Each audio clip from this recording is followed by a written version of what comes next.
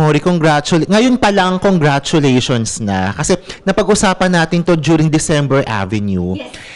Sa amin mo una sinabi na yung 15th anniversary concert mo nga this October. And now, it's really happening.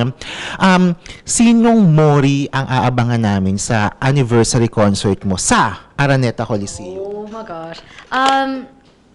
I think itong Mori po na mapapanood po ng mga tao sa Ember is the Mori that, I mean, in this show, we are trying to showcase everything that I've gone through. And, diba, like I started sa TV5. 15 years, actually yung 15 years na yun starts with TV5. I'm trying to showcase all the parts of me from just like starting, being given the songs entrusted to me, yung mga hardships po, up into where I am right now, which is more of, I guess, a Mori that's a risk taker. I think honestly risk taker din for me itong concert na to kasi I'm actually also co-producing this show. And sobrang nakakatakot siya kung isipin na parang grabe producer ka sa sarili mong concert. So, siya dapat hindi ko na iniisip yung mga ganito. But like, I want to really put my concept out there. And I'm very happy na sobrang supportive din po ng team ko. But yun, that's the Mori that I wanna show them. Yung Mori na, of course, na minahal po ng mga tao. But also yung Mori na hindi pa nila nakikita yung mga sides na hindi ko pa na-share or hindi ko laging na-share. Gusto ko po talaga ilabas dito. I'm all out po sa concert na to and I'm very excited po na i-celebrate ng lahat ng yun, all versions of me and all that I've been through sa concert ko po sa Araneta ng October. Of course. Wait lang, kurong ko ng konti. No problem. When we say all out, hindi lang to biritan. May mga iba't ibang style ng Morissette ang mapapanood natin. Yes, hindi lang po biritan, but honestly, more than the birit, ang dami ko lang din natutunan na ibang technique din po. Na parang, of course, yung birit, yun yung pang natin, yung pang capture natin sa mga tao. But then, one of the things that I got to learn within myself, na lagi din naman pong na-acknowledge ng mga tao was, wow, she's a good storyteller pala, na kahit hindi siya bumibirit, she can still capture our attention and our hearts. So, I think it's more of that I want to showcase. But at the same time, yun po, na parang i-share ko yung lahat ng facets ng career ko, put them into one show. So, ayun. I think if there's one thing that I can also share about the concert is, this is primarily a celebration, of course, of 15 years, which is, for me, I want to celebrate all the original music that I've worked on. And na-realize ko na mahirap pala talaga yung mga kanta ko. Mahirap siya, pero, and alam po ng mga tao yun na hindi ko po sinasama sa isang show yung mga kanta ko. Kasi wala lang. Ayoko masira ulit yung boses ko. But we're doing it for this show just because I wanna be able to, of course, like pay tribute to all of that, all the stages in my career.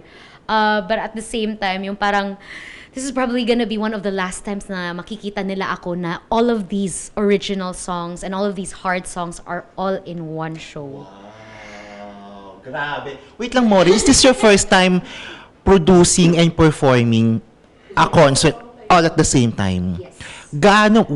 How did you take that challenge? Kasi yung pagpe-perform pala, ang hirap na.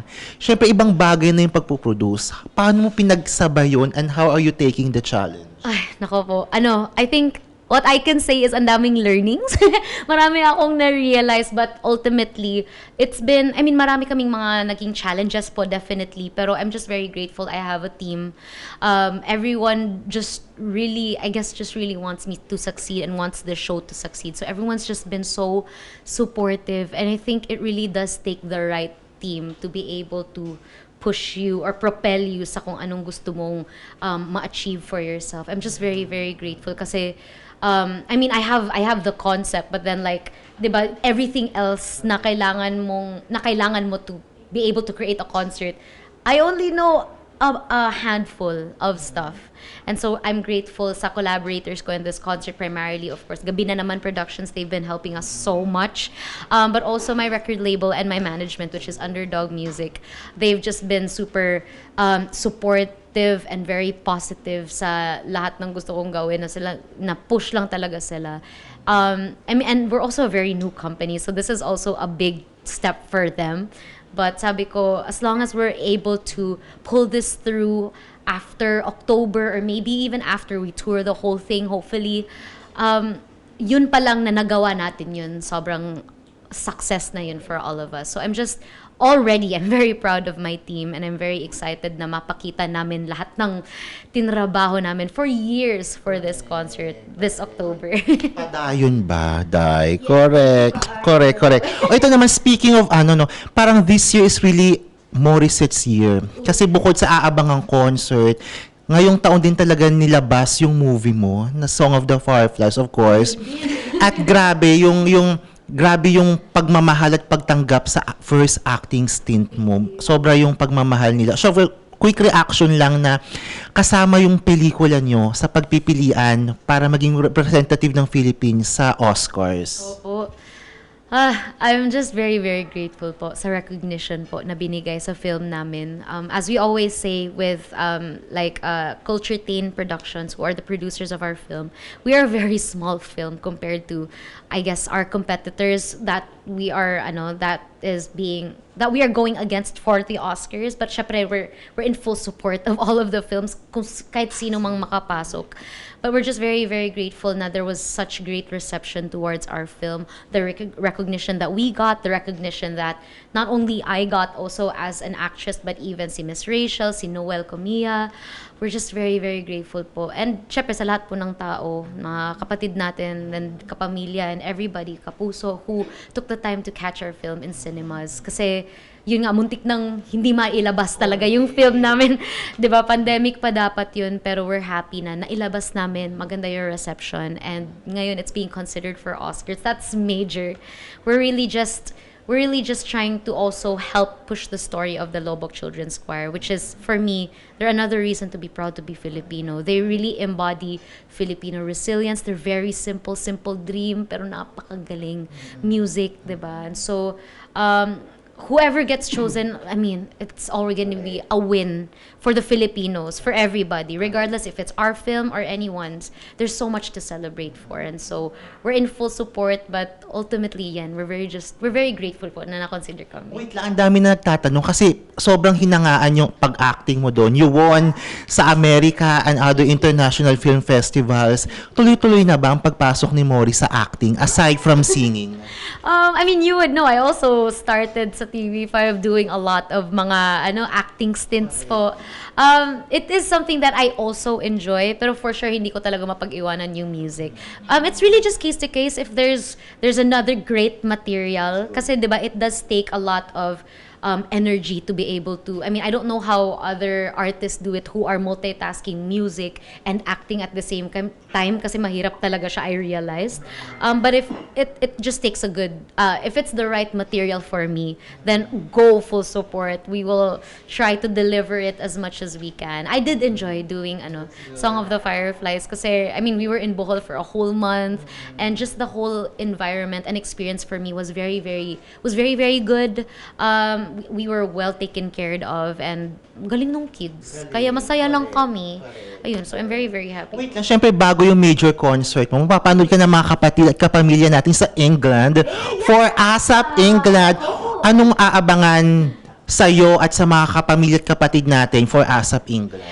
We're very excited kasi syempre, I think matagal na din yung last time na nag-ASAP in the UK. I was there a couple weeks ago for London Barrio Fiesta, and noon pa lang, I mean, tatlo lang kami noon, ako, si Daniel, and si Maris. sobrang warm na ng mga tao sa amin. So imagine mo the whole crew of ASAP, di ba? Like party. I think isa sa mga aabangan po ng mga kapamilya and kapatid and kapuso natin doon sa England is just all the collaborations that we're gonna do. Not just amongst ourselves sa ASAP artists, pero even with other artists that have made a name for themselves and have succeeded in the industry in the UK. And there's so many. There's so many of them. And so we're just very excited na maki-party with everybody doon po in 2 weeks. Less than 2 weeks. Kailan alis mo? Ano ba ngayon? Next week Next week na ata. alis. Opo, alis na kami Oo, lahat. correct. Ito, last na lang, Mori. Sino na si Mori ngayon since you started 15 years ago? At sinong Mori pa ang aabangan namin in the next 15 years? Ooh. Mori now is brave. Very, she is taking so many risks. She's taking so many risks. Pero, and also Mori now, the reason why Mori is brave now is because ang dami ko lang din na-endure. Ang dami akong nakita and na-experience sa buhay ko na I really wanna hone pa. And then sometimes in the industry, we can feel like na parang dapat ito ka lang. But I took the first step of courage when I decided to start my own label and start to write music, which is before hindi naman po talaga ako nagsusulat ng kanta. Mas interpreter ako, mas singer. But I am taking so much risks, and at the same time, I am also just I'm advocating for many things. Ang dami nating artists, not just in our label, but ang daming artists that should be celebrated also and should be like recognized also by everyone else in our country and abroad, diba?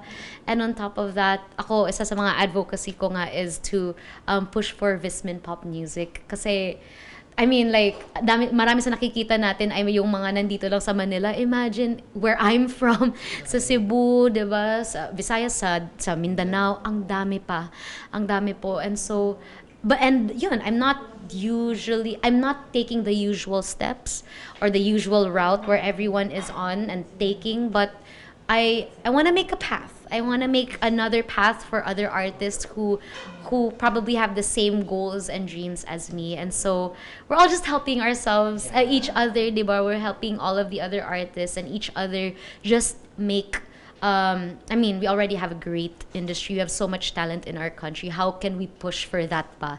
Na hopefully, yung kaya na talaga nating lumaban sa international scene. We're all trying our best, diba? So I'm happy to be part of that movement po with everybody po. Kasi nasa lugar ka na at nasa kakayahan ka na para gawin yun. I'm grateful po. Marami ako natutunan, just meeting a lot of people throughout the many years. And so, in whatever way I can help, we are all doing it together naman, diba? It's a win for all of us. Siyempre, hindi namin hayaan. Gagayahin namin si Charmy. Pasample naman ng few lines ng Golden. Sige! Okay lang yung ganong part din po. Hindi ba yun magpipik, kuya? Hindi. Sound check. O, sige. Rolling, 3, 2, 1, and cue. Okay.